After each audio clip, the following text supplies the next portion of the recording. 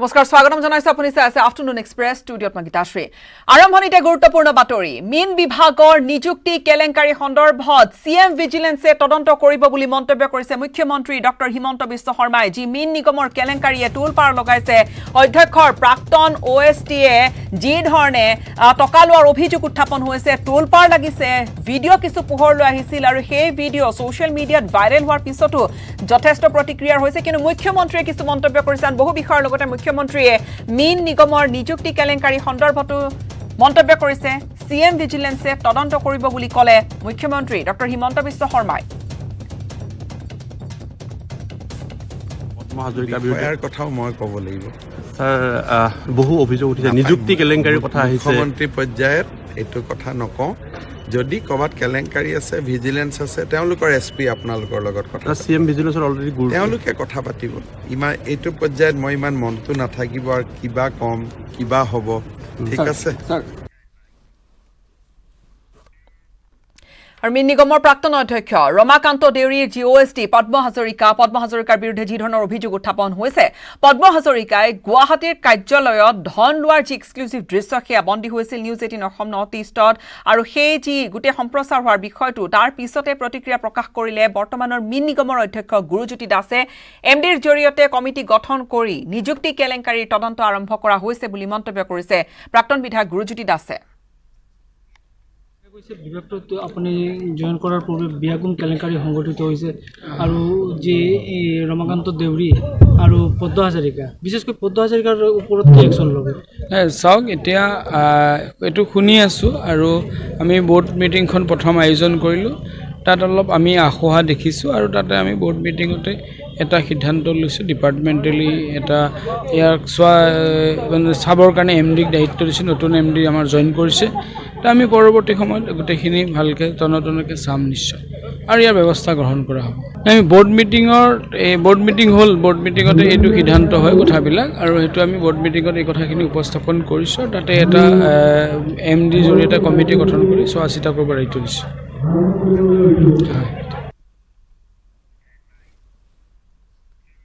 এটা ভাল খবৰ মধুমেহ ৰোগীৰ বাবে বিশেষ এবিধ ধান উদ্ভাৱন কৰি উলিয়াইছে তিতাবৰ আঞ্চলিক ধান গৱেষণা কেন্দ্ৰই লাবণ্য নামৰ এই ধানবিধৰ চাউল খালে নাবাঢ়ে ডায়েবেটিছ বা মধুমেহ ৰোগ এবিধ ধান অধিক উৎপাদনক্ষম হোৱাৰ লগতে পুষ্টিৰ ফালৰ পৰা যথেষ্ট উৎকৃষ্ট আৰু এই কথা জনাইছে অসম কৃষি বিশ্ববিদ্যালয়ৰ উপাচাৰ্য ডক্টৰ বিদ্যুৎ চন্দন ডেকাই শনিবাৰে বিক্ৰীৰ বাবে বজাৰত মুকলি কৰিলে এই নতুন ধানৰ অৰ্থাৎ এই নতুন যি ধান লাবণ্য চাউল আৰু এই চাউলৰ তুলনামূলকভাৱে অধিক এণ্টি অক্সিডেণ্ট আছে আৰু প্ৰটিন বেছি আছে আইৰনেৰেও সমৃদ্ধ লাবণ্যত সচৰাচৰ কোলা চাউলত থকাৰ দৰে আঠা নাথাকে আৰু সাধাৰণভাৱে ইয়াক ভাত বনাই খাব পৰা যায় অসমত উদ্ভাৱন কৰা এই বিশেষ ধানৰ জাতটোৰ পৰা উৎপাদন কৰা চাউল লৈ আন্তঃৰাষ্ট্ৰীয় বজাৰ সেই চাউলে দখল কৰাৰো এতিয়া পূৰ্ণ সম্ভাৱনা আছে মধুমেহৰ ক্ষেত্ৰত যিহেতু এই চাউলে যথেষ্ট এটা স্থিতি ল'ব পৰা বুলি জানিব পৰা গৈছে আৰু এই ক্ষেত্ৰত চৰকাৰৰ সংশ্লিষ্ট কৰ্তৃপক্ষই কেনে পদক্ষেপ আৰু গ্ৰহণ কৰে বা কৃষি বিভাগে কি ধৰণৰ ব্যৱস্থা গ্ৰহণ কৰে সেয়া যথেষ্ট লক্ষণীয় হৈ পৰিব অন্য ধৰণৰ চাউলটো আন কলা চাউলতকৈ এই কাৰণে বেলেগ যে ইয়াত এণ্টি অক্সিডেণ্ট যথেষ্ট আছে আইৰণ যথেষ্ট আছে আৰু ইয়াত প্ৰটিনৰ পৰিমাণো যথেষ্ট বেছি আৰু ইয়াৰ যিটো আঠা সেই আঠা আন কলা ধানতকৈ যথেষ্ট পৰিমাণে কম আৰু সেইকাৰণে ইয়াক মধুমেহ ৰোগৰ বাবে আমি ব্যৱহাৰ কৰিবলৈ উৎসাহ দিব বিচাৰিছোঁ ডায়েবেটিছ ৰোগীৰ বাবে এই চাউলৰ ভাত উপযোগী বুলি ভাবে মই ইতিমধ্যেই কৈছোঁ যে যিহেতু ইয়াত গ্লাইচিন ইণ্ডেক্সটো কম আৰু সেইকাৰণে ইয়াক আমি যিবিলাক মধুমেহ ৰোগী যাক আমি ডায়েবেটিক ৰোগী বুলি কওঁ তেওঁলোকৰ কাৰণে এইটো এটা যথেষ্ট উপযোগী চাউল হিচাপে আহি থকা দিনত পৰিগণিত হ'ব পৃথিৱীৰ ভিতৰতে এনে গুণ বিশিষ্ট ধানৰ প্ৰজাতি এইটো প্ৰথম নেকি এতিয়ালৈকে আমাৰ হাতত যিমান তথ্য আছে এনেকুৱা ধৰণৰ মানে জাত বেলেগ ক'ৰবাত ওলাইছে বুলি আমি নাজানো কিন্তু আমি আজিৰ তাৰিখত সঠিককৈ কৈ দিব নোৱাৰোঁ যে এনেকুৱা ধৰণৰ জাত কোনোবাই উলিওৱা নাই বুলি আমি ক'ব নোৱাৰোঁ কিন্তু তথ্য যিটো আমি পাইছোঁ এতিয়ালৈকে এই তথ্যৰ ভিতৰত আমি ক'ব পাৰোঁ যে এনেকুৱা ধৰণৰ জাত ক'ৰবাত যদি আছে আমি সেই তথ্যৰ বিষয়ে আৰু এই মুহূৰ্তত এই ভাল খবৰটো সম্পৰ্কে সংযুক্ত হ'ম অধিক জানিবলৈ আমাৰ যোৰহাটৰ সাংবাদিক গৌতম বৰাৰ সৈতে। গৌতম, ডায়েবেটিছত অধিকাংশ লোকে আক্ৰান্ত আৰু এয়া শেহতীয়াকৈ আমাৰ জীৱনশৈলী সলনি হোৱাৰ লগে লগে গোটেই বিশ্বব্যাপী এটা সমস্যা হৈ পৰিছে। অৰ্থাৎ এই বিশেষ ধানৰ যি কথা কোৱা হৈছে লাবণ্যই এই মধুমেহ কণ্ট্ৰল কৰি ৰখাত কিছু হয়তো সহায়ক হ'ব পাৰে। তেনে পৰিপ্ৰেক্ষিতত এই ধানৰ তিতাবৰ আঞ্চলিক ধান গৱেষণা কেন্দ্ৰৰ তেওঁলোকৰ উদ্ভাৱনে বহুখিনি নতুন দিশ আনিব পাৰে আৰু বিশ্বৰ বজাৰ দখল কৰাৰো প্ৰচুৰ সম্ভাৱনীয়তা আছে। হয় নিশ্চয়কৈ গীতাশ্ৰী চাওক, যিহেতু লাখ লাখ লোক এনেধৰণৰ আছে যি মধুমেহ ৰোগত আক্ৰান্ত,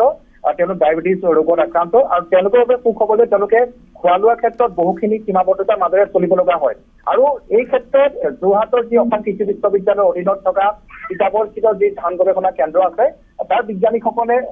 তেওঁলোকে উদ্ভাৱন কৰিছে লাবণ্য নামৰ এইটো ধানৰ জাত, যি এই ধানৰ পৰা যি চাউল উৎপাদন কৰা হয় তাত প্ৰথম কথাতে তাত এন্টি অক্সিডেণ্টৰ পৰিমাণ বহু পৰিমাণে বেছি থাকিব, ঠিক সেইদৰে প্ৰটিন আৰু আইৰনেৰে সমৃদ্ধ। আৰু তাতকৈ ডাঙৰ কথাটো হৈছে যে যি গ্লাইচেমিক ইণ্ডেক্স, অৰ্থাৎ বহুমূত্ৰ ৰোগত আক্ৰান্ত লোকসকলৰ বাবে যিসমূহ খাদ্যত গ্লাইচেমিক ইণ্ডেক্সৰ পৰিমাণ বেছি হয় তেওঁলোকে সেইসমূহ খাদ্য খাব নোৱাৰে। কিন্তু এই চাউলৰ পৰা প্ৰস্তুত কৰা ভাতত গ্লাইচেমিক ইণ্ডেক্স যিহেতু বহু পৰিমাণে কম হয়, গতিকে ডায়েবেটিছত আক্ৰান্ত লোকসকলেও এই চাউলৰে ৰন্ধা ভাত খাব পাৰিব। আৰু যিহেতু সমগ্ৰ বিশ্বতে ডায়েবেটিছ এনে এটা পৰ্যায় পাইছেগৈ যে প্ৰতিটো পৰিয়ালত হয়তো এজনকৈ হলেও এনেধৰণৰ ৰোগী থাকে, গতিকে তেওঁলোকৰ বাবে সুখবৰ কঢ়িয়াই আনিছে। এই চাউলবিধৰ ৰং নিশ্চয়কৈ বেগুনীয়া ধৰণৰ আমি যি অনুমান কৰিব পাৰিছো। গৌতম, আমাক যদি অধিক জনায়। হয় নিশ্চয়কৈ গীতাশ্ৰী, যিটো ক'লা চাউল, অৰ্থাৎ ক'লা চাউলৰ জলপানৰ বিষয়ে হয়তো অসমবাসীয়ে জানে, কিন্তু সেই ক'লা চাউল আঠা জাতীয় হয়, তাত আঠাৰ পৰিমাণ বহু বেছি থাকে, জলপানৰ বাবে কি উৎকৃষ্ট হয়। কিন্তু এই যি নতুনকৈ উদ্ভাৱন কৰা লাবণ্য যিটো প্ৰজাতি, তাত তেনেধৰণৰ আঠা নাথাকে আৰু তাত সুগন্ধিযুক্ত হয়। অৰ্থাৎ কি আমাৰ জহা চাউল আছে তেনেধৰণৰ ইয়াতে সুগন্ধি থাকিব আৰু তাৰ আঠাৰ পৰিমাণ কম থাকিব। আৰু পুষ্টিৰ ধাৰণা আমি চাবলৈ যাওঁ যে ইয়াত প্ৰটিন, ঠিক সেইদৰে আইৰণ আৰু এন্টি অক্সিডেণ্টে সমৃদ্ধ হ'ব, আৰু ইয়াত গ্লাইচেমিক ইণ্ডেক্স বহু পৰিমাণে কম হ'ব। আৰু অসম কৃষি বিশ্ববিদ্যালয়ে কেৱল অসমেই নহয় বা ভাৰতেই নহয়, সমগ্ৰ বিশ্বজুৰি এই লাবণ্য নামৰ ধানৰ জাতৰ পৰা প্ৰস্তুত কৰা চাউলৰ যি মাৰ্কেটিং তেওঁলোকে কৰিব বিচাৰিছে, তেওঁলোকে বাণিজ্য কৰিব বিচাৰিছে। আৰু ইয়াৰ বাবে অচিৰেই তেওঁলোকে অন্য তৃতীয় পক্ষক দায়িত্ব দিব, মাৰ্কেটিঙৰ দায়িত্ব দিব। তেওঁলোকে বিচাৰিছে যাতে অসমৰ কৃষকসকল উপকৃত হওক। আৰু এই বছৰেই নতুন বছৰটোত তেওঁলোকে এই ধানৰ ৫,০০০ মেট্ৰিক টন ধান উৎপাদন কৰাৰ লক্ষ্য তেওঁলোকে লৈছে। গৌতম, লগতে জানিব বিচাৰিছো এই ধান তেওঁলোকে যিখিনি ইতিমধ্যে উৎপাদন কৰিছে বা গৱেষণামূলকভাৱে যিখিনি উৎপাদন কৰা হৈছে সেইখিনিৰ পৰা তেওঁলোকে কিছু তথ্য পাতি লাভ কৰিছে, কিন্তু লগতে গৌতম, কৃষি বিভাগে কি ধৰণে মাৰ্কেটিঙৰ ব্যৱস্থাটো আগুৱাই লৈ যায় বা কিমান ত্বৰান্বিত ধৰণে আগুৱাই লৈ যায়, কিয়নো প্ৰচুৰ সম্ভাৱনীয়তা আছে যি ধৰণে বিজ্ঞানীসকলে দাবী কৰিছে যে ডায়েবেটিছৰ ক্ষেত্ৰত অধিক কাৰ্যকৰী হ'ব পাৰে বা কাৰ্যক্ষম হ'ব পাৰে ডায়েবেটিছ ৰোধ কৰি থকাৰ ক্ষেত্ৰত এই ধানবিধ। সেই কৃষি বিভাগৰ ভূমিকাৰ ওপৰতো বহুখিনি নিৰ্ভৰ কৰিব আৰু তেওঁলোকৰ যি পৰিকল্পনা সেয়া আৰু অধিক অকণমান যদি আমাক জনায় যে কি ধৰণে তেওঁলোকে কৃষকলৈ এই ধান যাতে তেওঁলোকে ৰোপণ কৰে, কি ধৰণে তেওঁলোকে লৈ যাবলৈ বিচাৰিছে। হয় গীতাশ্ৰী, যিহেতু সাধাৰণভাৱে যিসমূহ ধানৰ খেতি কৰে কৃষকসকলে, তেওঁলোকৰ প্ৰতি বিঘাৰ উৎপাদন ব্যয় প্ৰায় ১৫-১৬ হাজাৰ টকা হয়। আৰু সেই তাত যিখিনি ধান উৎপাদন হয় সচৰাচৰ কৰা ধানৰ যিসমূহ জাতৰ খেতি কৰে, তাৰ পৰা তেওঁলোকৰ প্ৰতি বিঘাত প্ৰায় ১৫ পৰা ১৭-১৮ টকা পৰ্যন্ত তেওঁলোকৰ লাভ হয়। কিন্তু এই যিটো ধানৰ জাত তেওঁলোকে আৱিষ্কাৰ কৰিছে, উদ্ভাৱন কৰিছে, উৎপাদন ব্যয় একেই হয়। আৰু তাৰ বিপৰীতে কিন্তু এজন কৃষকে এবিঘা মাটিত এই ধানৰ খেতি কৰি ৫০,০০০ পৰা ৬০,০০০ টকা পৰ্যন্ত তেওঁলোকে উপাৰ্জন কৰিবলৈ সক্ষম হ'ব। অৰ্থাৎ সাধাৰণ জাতৰ যি ধান তাতকে ৩-৪ গুণ বেছি তেওঁলোকে উপাৰ্জন কৰিবলৈ সক্ষম হ'ব। তাৰ লগতে বৰ্তমান বিজ্ঞানীসকল ব্ৰতী হৈ আছে এই ধানৰ জাতটোৰ যাতে তেওঁলোকৰ বৰ্তমান প্ৰায় ৫ মাহ সময়ৰ প্ৰয়োজন হয়, ১৫০ দিনৰ পৰা ১৬০ দিনৰ প্ৰয়োজন হয় কঠীয়াৰ পৰা ধান কটালৈকে। কিন্তু সেই যি তেওঁলোকৰ খেতিৰ যিটো সময়, সেই সময়টো উৎপাদনৰ সময়টো যাতে তেওঁলোকে কৰিব পাৰে আৰু বছৰি যাতে দুবাৰ এই ধানৰ খেতি কৰিব পাৰে, সেই ক্ষেত্ৰত বৰ্তমান বিজ্ঞানীসকল ব্যস্ত হৈ আছে। অৰ্থাৎ তেওঁলোকে সেই ধৰণৰ চিন্তা চৰ্চাও কৰিছে যাতে কৃষকসকল অধিক লাভান্বিত হ'ব পাৰে। যিহেতু আমি কৈ আছো যে হয়তো এই ধৰণৰ চাউলৰ বা এই ধৰণৰ ধানৰ যাতে হয়তো অধিক বিশ্বৰ বজাৰ দখল কৰাৰ সম্ভাৱনীয়তা আছে। এই মুহূৰ্তত বিদায় ল'ম। গৌতম বৰা, আমাক ধন্যবাদ জ্ঞাপন কৰিছোঁ, আমাক এইখিনি তথ্য আপুনি জনালে। সেয়া তিতাবৰ ধান গৱেষণা কেন্দ্ৰৰ এক নতুন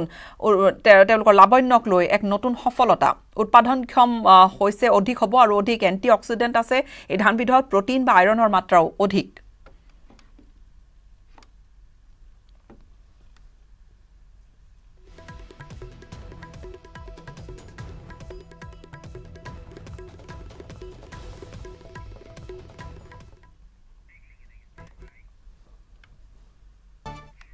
পুনৰ স্বাগতম আপুনি চাই আছে আফটাৰনুন এক্সপ্ৰেছ দক্ষিণ কামৰূপৰ বামুনী গাঁও উচ্চ মাধ্যমিক বিদ্যালয়ৰ ছাত্ৰ ছাত্ৰীৰ পৰা ধন সংগ্ৰহ কৰা হৈছে প্ৰধান শিক্ষয়িত্ৰী ৰঞ্জু দাস হালৈৰ বিৰুদ্ধে ছাত্ৰ ছাত্ৰীৰ পৰা নীতি বহিৰ্ভূতভাৱে নামভৰ্তিৰ নামত বৃহৎ পৰিমাণৰ ধন সংগ্ৰহৰ উঠিছে গুৰুতৰ অভিযোগ প্ৰধান শিক্ষয়িত্ৰী ৰঞ্জু দাস হালৈৰ বিৰুদ্ধে ওলাই আহিল অৰ্ধশতাধিক ছাত্ৰ ছাত্ৰীৰ অভিভাৱক তথা স্থানীয় লোকসকল অভিভাৱক আৰু স্থানীয় সচেতন ব্যক্তিৰ অভিযোগ অনুসৰি শিক্ষয়িত্ৰী ৰঞ্জু দাস হালৈয়ে শিক্ষাৰ্থীৰ বিনামূলীয়া যি নামভৰ্তিৰ সেই প্ৰক্ৰিয়াৰ বিপৰীতে গৈ নামভৰ্তিৰ নামত সংগ্ৰহ কৰিছে আৰু স্কুলৰ অন্য অনুষ্ঠানৰ বাবদ খৰচৰ নামত ধন সংগ্ৰহ আৰু মেট্ৰিকৰ ফৰ্ম ফিলআপৰ নামতো ছাত্ৰ ছাত্ৰীৰ বাবে 1200 টকালৈকে ধন সংগ্ৰহ কৰাৰ অভিযোগ উত্থাপন হৈছে ইতিমধ্যে অভিভাৱকসকলে প্ৰধান শিক্ষয়িত্ৰীৰ অনিয়ম আৰু ময়মতালিৰ বিৰুদ্ধে শিক্ষা বিষয়ৰ ওচৰত অভিযোগ দাখিল কৰিছিল যদিও কোনো সুফল লাভ কৰা নাছিল শিক্ষয়িত্ৰীগৰাকীৰ অপসাৰণৰ দাবী উত্থাপন কৰিছে মুখ্যমন্ত্ৰী আৰু শিক্ষামন্ত্ৰীক দাবী তুলিছে যেটো অভিযোগ এই অভিযোগ প্ৰধান শিক্ষয়িত্ৰী ৰঞ্জু দাস হালৈ বাইদেৱে 2018 চনৰ পৰা সৰ্বশিক্ষা মিছনৰ যেটো চৰকাৰৰ পৰা সম্পূৰ্ণভাৱে গাইডলাইন আছে যে এটকা ফিজ ল'ব নোৱাৰে তৎসত্ত্বেও 2018 চনৰ পৰা ফেষ্টিভেল ফিজ 200 টকাকে কেতিয়াবা একাউণ্টৰ নামত 20 টকাকে 50 টকা এনেকৈ তেখেতে লৈ মানে ইয়াত লাখ লাখ টকা শোষণ কৰি আছে আৰু শিক্ষাৰ ক্ষেত্ৰত তেখেতে বহুতখিনি হেতালি কৰা আমি পৰিলক্ষিত হৈছে আৰু লগতে মধ্যাহ্ন ভোজনৰো যিবিলাক ফান আহে সেই মধ্যাহ্ন ভোজনৰো তেখেতে ইয়াত লাখ লাখ টকা মানে তেখেতে শোষণ কৰি আছে এই ক্ষেত্ৰত আমি ডিসি উপায়ুক্ত মহোদয়ক আমি কমপ্লেইন কৰিছিলোঁ কমপ্লেইন কৰা সত্ত্বেও আমি সুবিচাৰটো পোৱা নাই গতিকে এই ক্ষেত্ৰত আমি দাবী জনাইছোঁ যে শিক্ষামন্ত্ৰী ৰনোজ পেগু ছাৰ আৰু হেমন্ত বিশ্ব শৰ্মা ছাৰক আমি দাবী জনাইছোঁ ইয়াৰ সুবিচাৰ লাগে আৰু এই বিদ্যালয়খনৰ প্ৰধান শিক্ষয়িত্ৰী বাইদেউক অতি শীঘ্ৰেই বৃহত্তৰ বৰহজাই উন্নয়ন সমিতিৰ উদ্যোগত আজি ভেটাপাৰাত চলোৱা হয় স্বচ্ছতা অভিযান ভেটাপাৰা হৰাইঘাট হাউচিং কলনীৰ চৌপাশৰ লগতে বশিষ্ঠ নদীৰ পাৰৰ পথত চলোৱা হয় স্বচ্ছতা অভিযান দেওবাৰ দিনটোত সকলোৱে এই ধৰণে ওলাই আহি লেতেৰা জাবৰ জোথৰ যি পৰিৱেশ সেয়া পৰিষ্কাৰ কৰি পৰিৱেশ নিকা কৰি তোলে আৰু ৰাইজকো পৰিৱেশ চাফ চিকুণ কৰি ৰাখিবলৈ আহ্বান জনায় আজি আমি বৃহত্তৰ বৰহজাই এই অঞ্চলত যিমান মানুহ আছে একেলগে হৈ পেলাই এই ৰাস্তাখিনি যিখিনি লেতেৰা জাবৰ জোথৰ পৰি আছিলে গোটেইখিনি একেলগে হৈ পেলাই চাফা কৰিলোঁ আৰু আমাৰ জিএমচিৰ ফালৰ পৰা অকণমান সহযোগ কৰিছে গাড়ী দি পেলাই আৰু আমাৰ এই অঞ্চলত যিমানখিনি হৰাইঘাট হাউচিং তাৰপিছত নিৰিবিলি তাৰপিছত নেচকন ইম্পেৰিয়েল ছ'চাইটি তাৰপিছত আমাৰ এইফালে মিলন নগৰ সমিতি তাৰপিছত বৰ্ণালী পথ তাৰপিছত আপোনাৰ আমাৰ মছজিদ কমিটি গোটেইখিনি সামগ্ৰিকভাৱে আমি মিলি পেলাই এইখিনি চাফা কৰি আৰু এই গোটেইখিনি পৰিৱেশ চাফ চিকুণ কৰি ৰখাৰ কাৰণে আমি এটা সংকল্পবদ্ধ হৈছোঁ আৰু সেইকাৰণে তেনেকৈ আগলৈ কৰি যাম আৰু এই গোটেই অঞ্চলৰ পৰিৱেশ যাতে বিনষ্ট নহয় গাঁজা ভাং যিটো মুখ্যমন্ত্ৰী মহোদয়ে যিটো মাদক দ্ৰব্য বিৰোধী অভিযান আৰম্ভ কৰিছে তাৰো পাৰ্ট হিচাপে আমি তেনেকৈ সদায় ৰাতি আমাৰ মাজৰ পৰা ডেকা ল'ৰাবোৰে পহৰা দিয়ে যাতে কোনো ধৰণৰ মাদক দ্ৰব্যৰ ইয়াতে প্ৰচলন নহয় আৰু সম্পূৰ্ণভাৱে এইটোক আমি এক মাদক দ্ৰব্য বৰ্জিত এলেকা হিচাপে পৰিণত কৰাৰ কাৰণে আমি সংকল্পবদ্ধ হৈছোঁ যোৰহাটৰ ৰাজ্য কঁপাই যোৱা হত্যাকাণ্ডৰ বলি হোৱা দেৰগাঁৱৰ অনিমেশ ভূঞাৰ আজি ৰাজহুৱা শ্ৰদ্ধাঞ্জলি অনুষ্ঠানৰ আয়োজন কৰা হৈছে দেৰগাঁৱৰ 1 নম্বৰ খকন্দগুৰি গাঁওখনৰ সেই পৰিৱেশ একেবাৰে সুকীয়া হৈ পৰিছে দেৰগাঁৱৰ যি 1 নম্বৰ খকন্দগুৰি গাঁও তাত অনিমেশ ভূঞাৰ ঘৰৰ সমীপত শ্বহীদ স্মৃতি বালিকা উচ্চ মাধ্যমিক বিদ্যালয়ৰ প্ৰাংগণত অনুষ্ঠিত হৈছে এই অনুষ্ঠানৰ শ্ৰদ্ধাঞ্জলি অনুষ্ঠানৰ সৰ্বধৰ্মীয় প্ৰাৰ্থনা স্মৃতি চাৰণ আৰু লগতে অপ্ৰতিম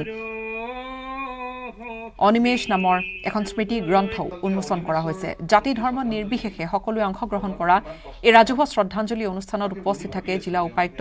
মৃগেশ নাৰায়ণ বৰুৱা লগতে উপস্থিত থাকে আছু মুখ্য উপদেষ্টা সমুজ্জ্বল কুমাৰ ভট্টাচাৰ্য সভাপতি দীপাংকৰ নাথ আৰু লগতে সাধাৰণ সম্পাদক শংকৰজ্যোতি বৰুৱায়ো অংশগ্ৰহণ কৰে অনিমেশ হত্যাকাণ্ডৰ লগত জড়িত কোনো দোষী যাতে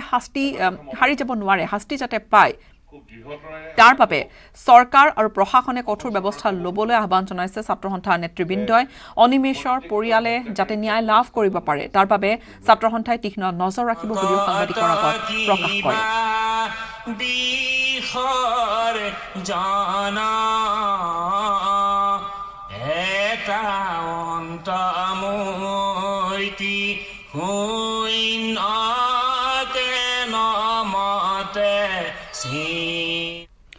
উত্তৰ পূব সীমান্ত ৰেলৱে নতুন এক সংযোজন গুৱাহাটী নাহাৰলগুন আৰু নাহাৰলগুন নিউ তিনিচুকীয়া ভিষ্টাডাউন ৰেল সেৱাৰ শুভাৰম্ভণি কৰা হৈছে মুখ্যমন্ত্ৰী ডক্টৰ হিমন্ত বিশ্ব শৰ্মা আৰু ৰাজ্যিক ৰেল মন্ত্ৰী দৰ্শনা জাৰ্দোজে আনুষ্ঠানিকভাৱে শুভাৰম্ভণি কৰিলে এই ৰেলখন ভিডিঅ' কনফাৰেন্সিঙৰ জৰিয়তে অংশগ্ৰহণ কৰে অৰুণাচল প্ৰদেশৰ মুখ্যমন্ত্ৰী পেমা খাণ্ডুৱে উত্তৰ পূব সীমান্ত ৰেলৱেক ধন্যবাদ জনাইছে মুখ্যমন্ত্ৰী ডক্টৰ হিমন্ত বিশ্ব শৰ্মাই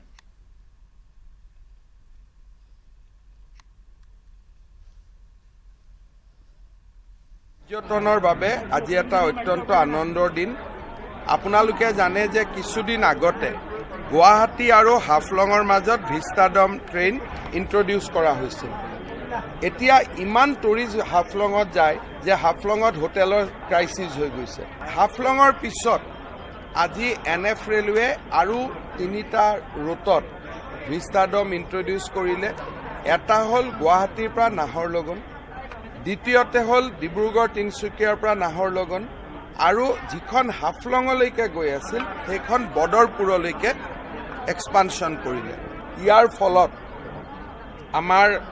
পৰ্যটকৰ আকৰ্ষণ অসমৰ প্ৰতি বাঢ়িব বহুত এনেকুৱা স্থান আছে আমিও দেখা পোৱা নাই ৰেলৱে ট্ৰেকৰ দুইফালদি গ'লেহে দেখা পোৱা যায় নদী আছে পাহাৰ আছে অভয়াৰণ্য আছে চাহ বাগিচা আছে আমাৰ গ্ৰাম্য জীৱন আছে সহজ সৰল গাঁৱৰ মানুহ আছে এই গোটেইবিলাক ভিষ্টাডমেদি গ'লে পৰ্যটকসকলে দেখা পাব কেন্দ্ৰীয় ৰেল ৰাজ্যমন্ত্ৰী দৰ্শনা বিক্ৰম জাদোজ তেখেতৰ যোৱাকালি তেখেত অসমত আহিছিল তেখেতে খুব ভাল ব্যক্তিগত ইনিচিয়েটিভ লৈছিলে যে এই 3খন ট্ৰেইন যাতে আমাৰ ইয়াত ইন্ট্ৰডিউচ হ'ব পাৰে मैं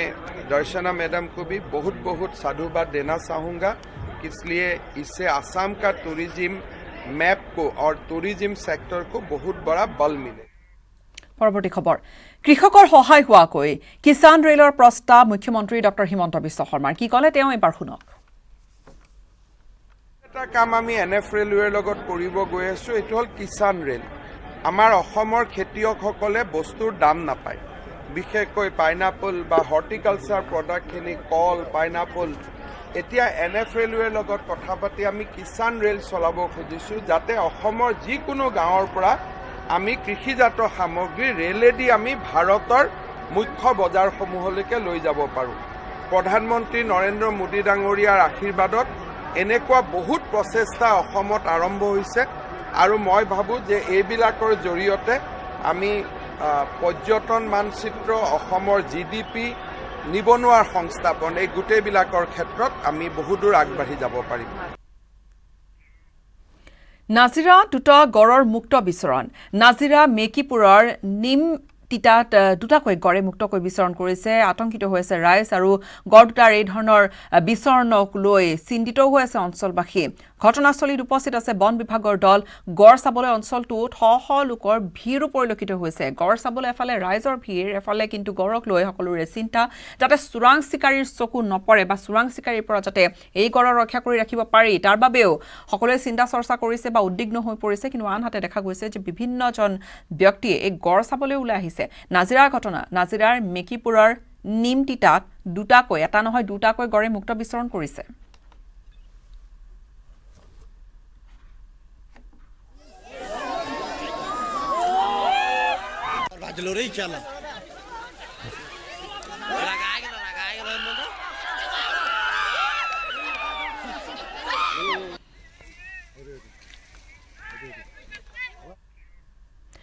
কাজিৰঙাত ভিৰ কৰিছেহি বনভোজ প্ৰেমীৰ দলে প্ৰতি বছৰৰ দৰে এইবাৰো কাজিৰঙাৰ অন্যতম আকৰ্ষণীয় বনভোজস্থলী হিচাপে পৰিগণিত